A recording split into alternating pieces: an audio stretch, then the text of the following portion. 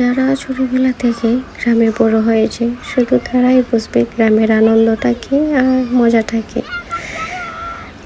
তো বৃষ্টি আসছে, তো আমার ভাবি, আমার মা, আমার বোন কীভাবে ছোটো বাচ্চাদের সাথে রাগারাগি করছে, তো আপনারা দেখুন। অবশ্যই এগুলো দেখে বা শুনে আপনাদের মনে হবে যে আমরা শৈশবে এরকমটাই ছিলাম, আমাদের বড়রাই ভাবে আমাদেরকে শাসন করতো। আসসালামু আলাইকুম, আপনারা সবাই কেমন আছেন? আমিও ভালো আছি, আশা করি আপনারাও ভালো আছেন।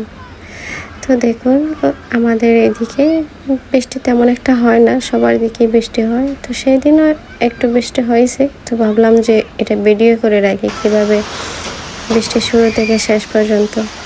তো দেখুন, এত ঝড় তুফান আইছে যা বলার বাহিরে, আমাদের অনেকগুলো গাছ ভাঙছে। বৃষ্টির পরে আর ভিডিও করি নাই, আমি এতটা অসুস্থ নই।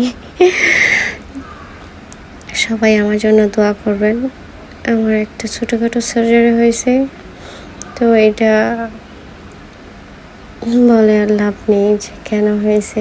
সবাই দোয়া করবেন, আর অবশ্যই বৃষ্টির সময় দোয়া করবেন, কারণ আল্লাহ বৃষ্টির সময় দোয়া কবুল করেন।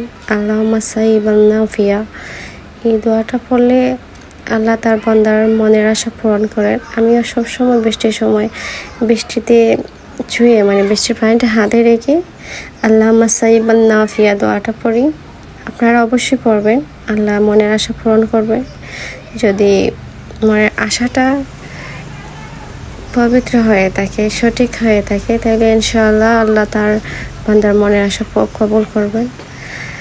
আর দেখুন, অন্ধকার হয়ে যাচ্ছে, মানে এতটা বৃষ্টি হচ্ছিল। তো আমরা সবাই অনেক খুশি হয়েছি যে আল্লাহ এতদিন পরে আমাদের এখানে এত সময় এত বড় তুফান আর বৃষ্টি দিয়েছিলেন।